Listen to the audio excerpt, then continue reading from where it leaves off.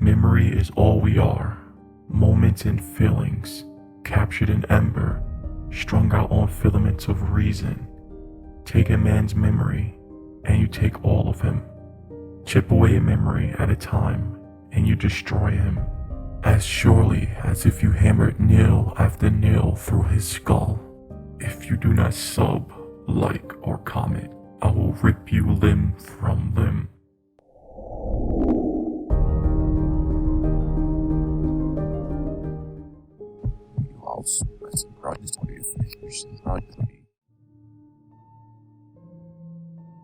It was the worst day of my life. Every day since has been a living nightmare. I should have never let her drive in that storm. What was I thinking? Even now, 3 years later, she doesn't even remember me. Yes, Daphne understands she has a father, and it's me, but only on a superficial level. I mean nothing to her. Less than nothing, in fact. A lifetime of memories gone, for her at least. Oh, I tried regaling her with stories of her forgotten past. Her first bicycle, which after showing off to all the boys on the block, she crashed. How she came running home, bloodied nose and scraped knees, wailing in distress, her mother tending to her wounds, while I rushed to the store for some ice cream, cookies and cream, her favorite, or her first ballerina competition. She was so nervous, she cried the entire trip, but once she set foot on the dance studio, she found her courage and delivered a stunning performance. This performance is recorded. When I showed her, hoping to spark some memories, she became pugnacious and cruel. To her, it was like watching a stranger, or worse, an imposter. Now, I know what you're thinking. Why not start new memories and build upon them? Believe me, I tried. In a perfect world, or maybe a Disney flick, this would have worked. But not in real life. At least, not in my life.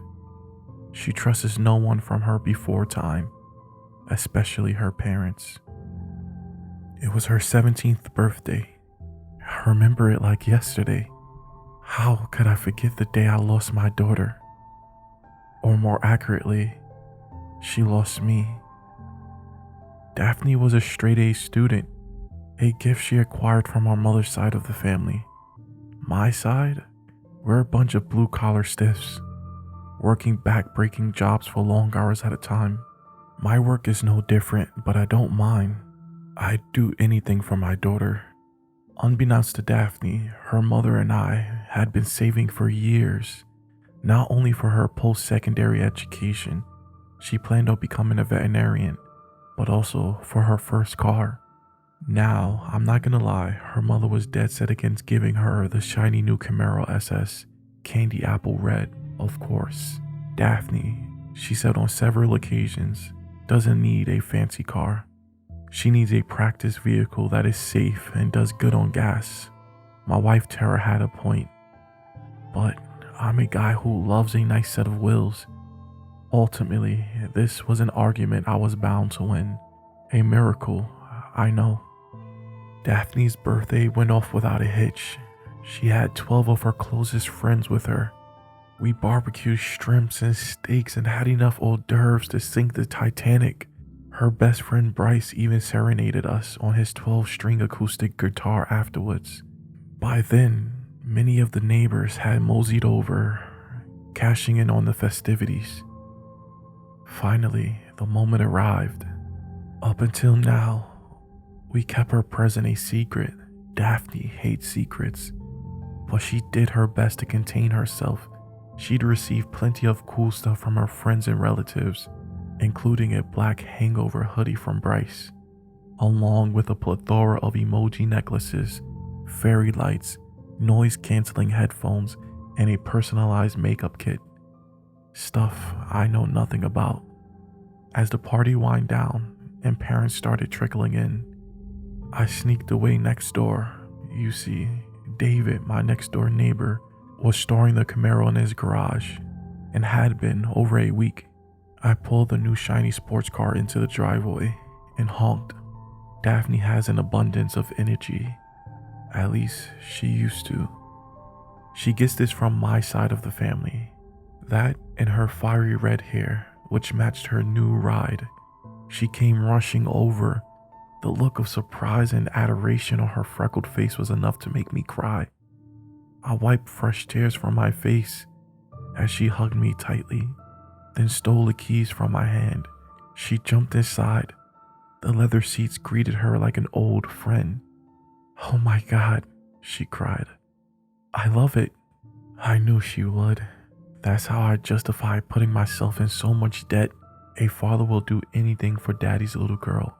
Yes, she would have been satisfied with a Corolla or an Accord, boring but reliable. This would have made her mother happy.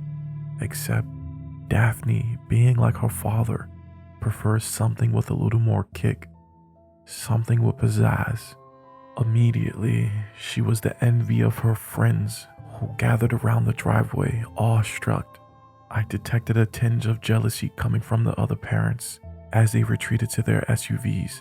This wasn't my intention, but I'd be lying if I said I didn't feel wonderful.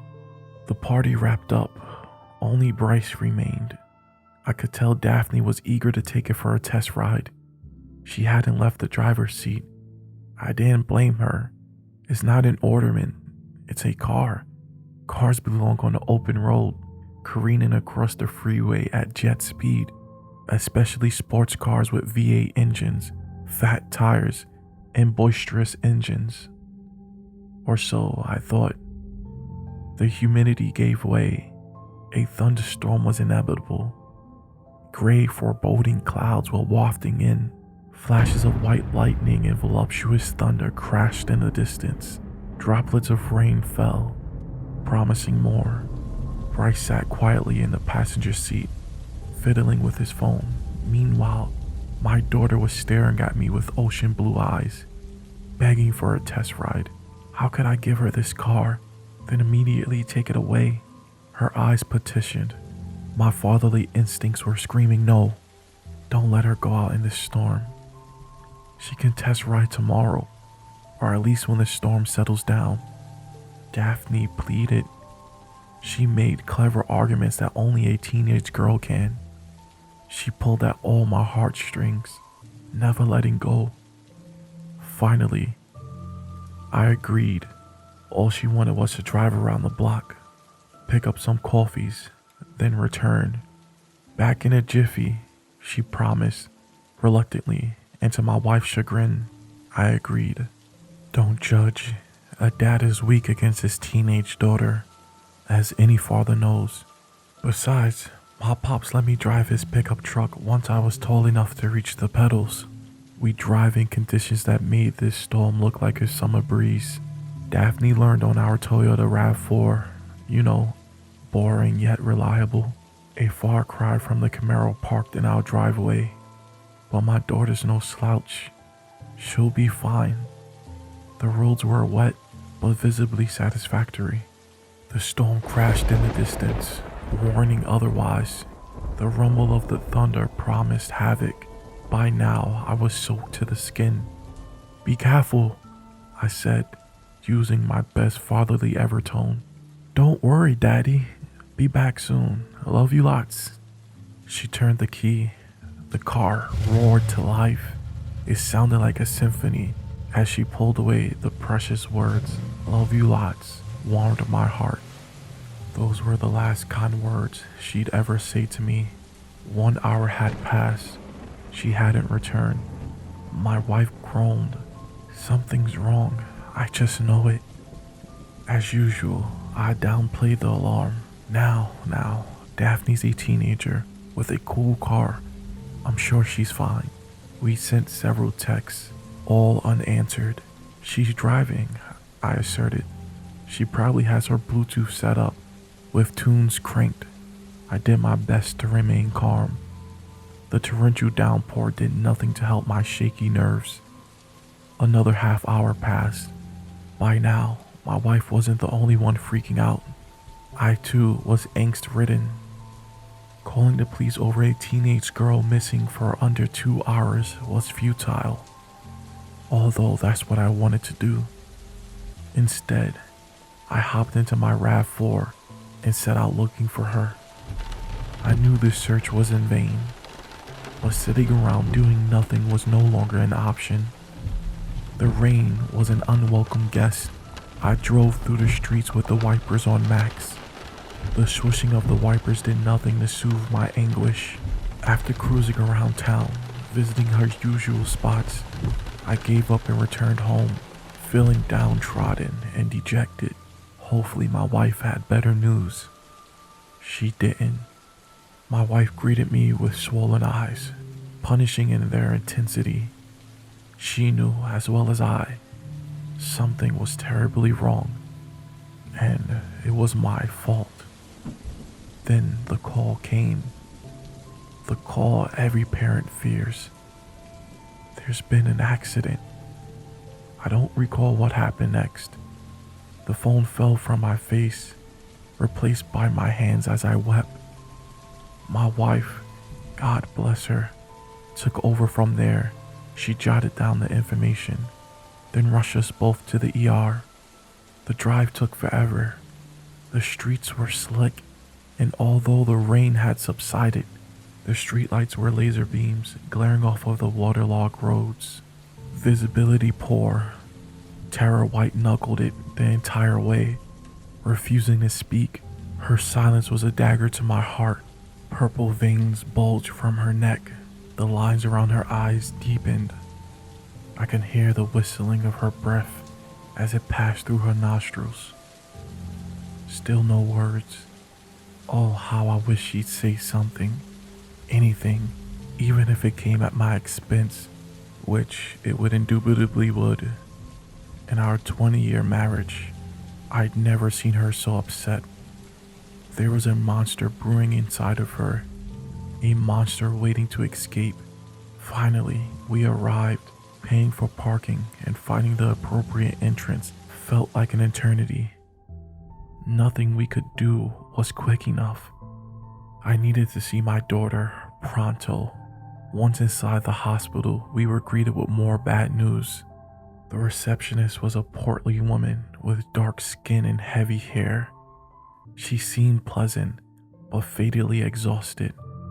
Daphne, she told us, had been in a serious car accident.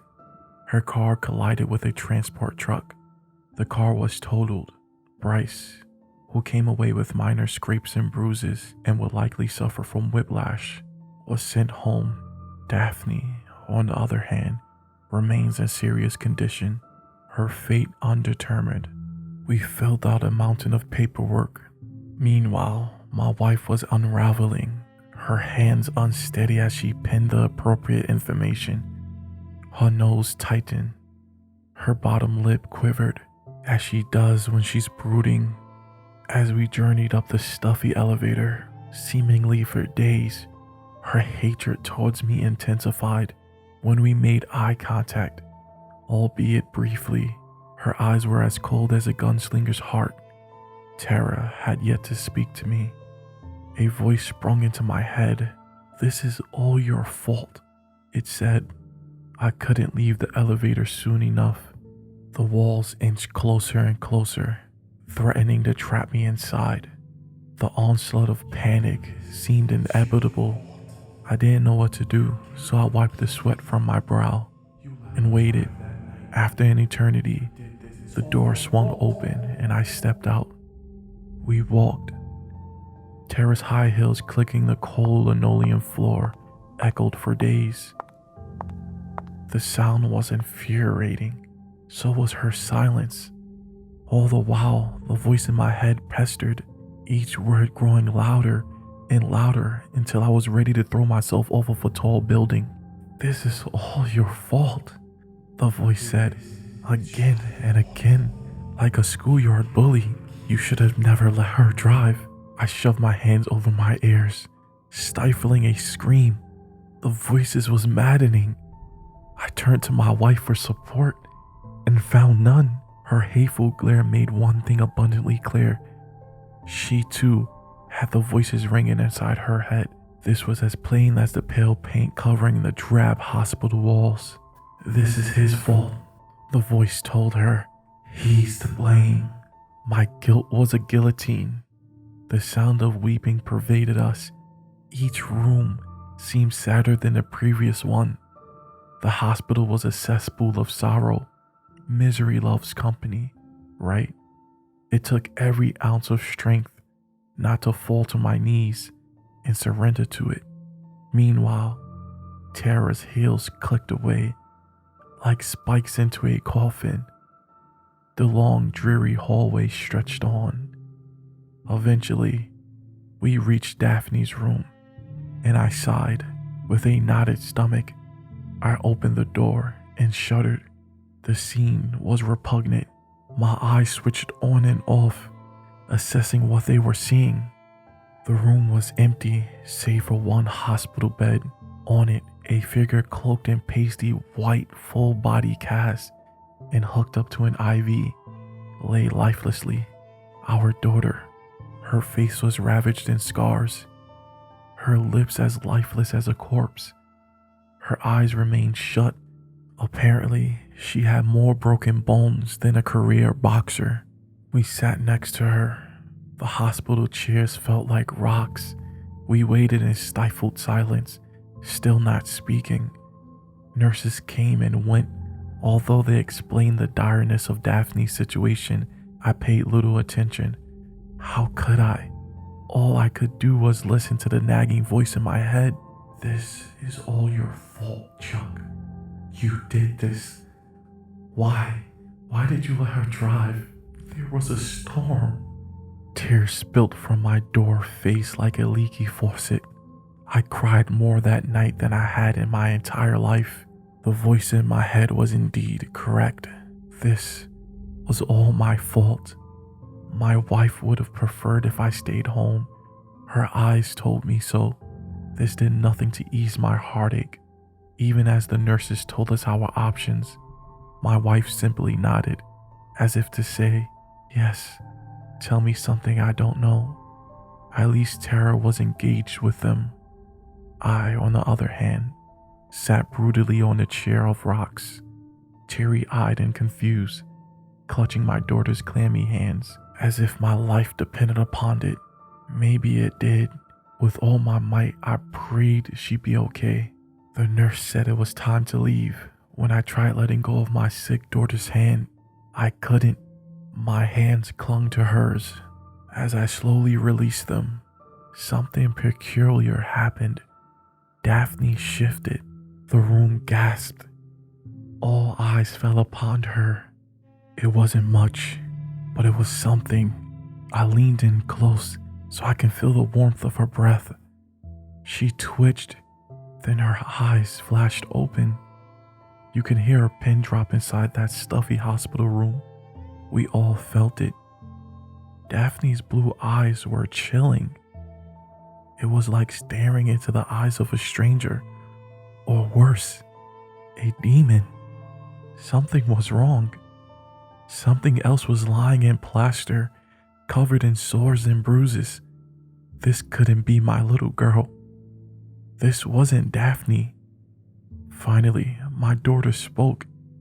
Her words, like a switchblade knife, spilled my guts and entrails across the floor. A part of me died right then and there. As our eyes met, something coursed through me. Something evil. She grimaced as she spoke, her voice as empty as a blue sky. "Who the hell are you?" This is your buddy Darkness, and remember, darkness is only a switch away.